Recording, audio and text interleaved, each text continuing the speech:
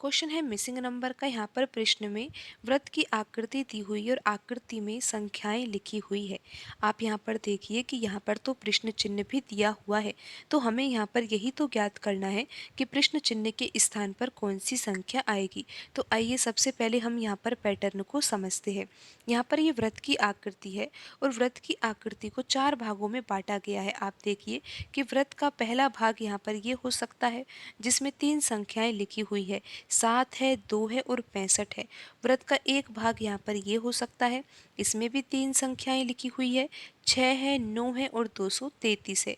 तीसरा भाग यहाँ पर ये हो सकता है जिसमें लिखा हुआ है 5, 8 और एक नंबर तो यहाँ पर मिसिंग है। और यहाँ पर देखिए कि चौथा भाग ये वाला हो सकता है जिसमें लिखा हुआ है 4, 3 और 130। तो आइए अब हम यहाँ पर पैटर्न को समझने का प्रयास करते हैं।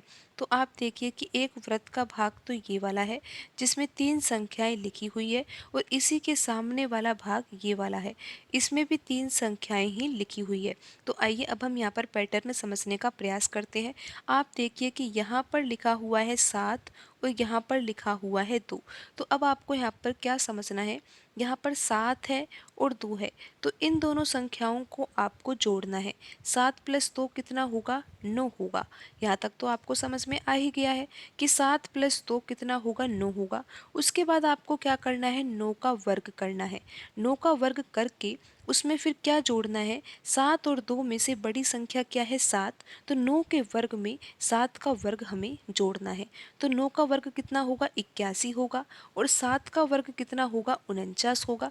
तो 81 + 49 कितना होता है, 130 होता है। और आप यहाँ पर देखिए कि जो वृत्त का ये वाला भाग है, आप यहाँ पर ध्यान से समझिए कि वृत्त का जो ये वाला भाग है जिसमें से हमने 2 संख्याएं ली है, 7 और 2, तो यहाँ पर तो 65 लिखा हुआ है, लेकिन 130 कहाँ लिखा हुआ है। यहाँ पर आप देखिए कि जो सामने वाला भाग है ना, उसमें 130 लिखा हुआ है। तो इस तरह से यहाँ पर पैटर्न लग रहा है। तो अब आप यहाँ पर देखिए कि यहाँ पर 4 है और ये 3 है, तो 4 और 3 के द्वारा कौन सी संख्या आएगी, 65 आएगी। तो देखते हैं कैसे आ सकती है ये।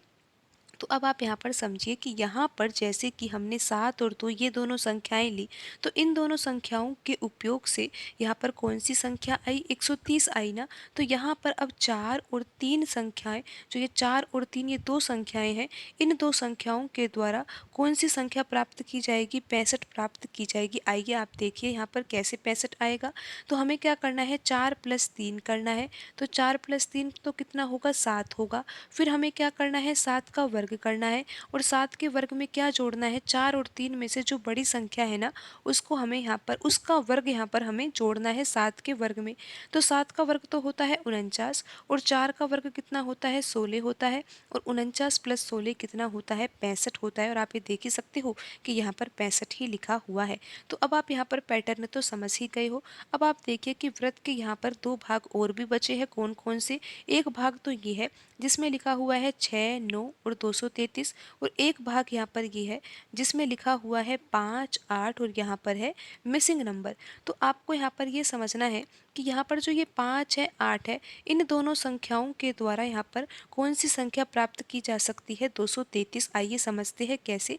यहाँ पर 5 और 8 है ना, तो 5 + 8 करना है। 5 + 8 तो कितना होगा, 13 होगा। फिर क्या करना है, 13 का तो वर्ग करना है और इसमें क्या जोड़ना है हमें, 5 और 8 में से बड़ी संख्या 8 है, तो यहाँ पर हमें 13 के वर्ग में 8 का वर्ग जोड़ना है। तो 13 का वर्ग तो कितना होता है, 169 होता है और 8 का वर्ग कितना होता है, 64 होता है। तो 169 में अगर 64 जोड़ा जाएगा तो कितना आ जाएगा, 233 आ जाएगा। और आप ये देख ही सकते हो कि यहाँ पर 233 लिखा हुआ है। तो अब हमें ये पता लगाना है कि प्रश्न चिन्ह के स्थान पर कौन सी संख्या आएगी। तो अब ये कैसे प्राप्त की जा सकती है, आप देखिए कि यहाँ पर जो ये वाला भाग है इसमें नंबर मिसिंग है ना, तो इसके सामने वाले भाग में देखिए कि यहाँ पर 2 संख्याएं लिखी हुई है, 6 और 9।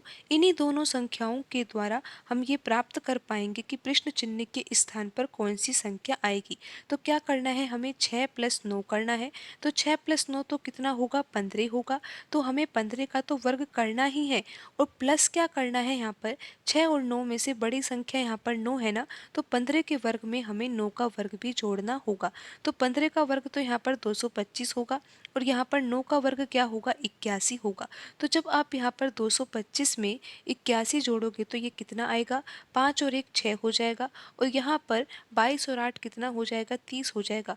तो यहाँ पर 225 प्लस 81 कितना आ जाएगा, 306 आ जाएगा और यहाँ पर प्रश्न चिन्ह के स्थान पर कौन सी संख्या आएगी, संख्या यहाँ पर 306 आएगी। और आप ये देख ही सकते हो कि कौन से ऑप्शन में आंसर लिखा हुआ है, यहाँ पर ऑप्शन बी सही होगा।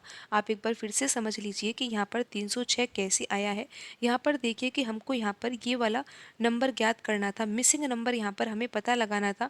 तो आप यहाँ पर देखिए दो संख्याएं लिखी हुई है 6 और 9, इन्हीं दोनों संख्याओं के द्वारा हम ये प्राप्त कर पाए कि प्रश्न चिन्ह के स्थान पर कौन सी संख्या आएगी। करना क्या था, हमें इन दोनों संख्याओं को तो जोड़ना था। तो यहाँ पर आ गया था 15, फिर 15 का वर्ग करना था और इसमें हमें क्या जोड़ना था, 6 और 9 में से जो बड़ी संख्या है ना उसका वर्ग हमें जोड़ना था। 15 का वर्ग तो 225 होता है और 9 का वर्ग होता है 81। 225 प्लस 81 कितना होता है, 306 होता है। तो यहाँ पर प्रश्न चिन्ह के स्थान पर कौन सी संख्या आएगी, संख्या 306 आएगी और ऑप्शन बी यहाँ पर सही होगा।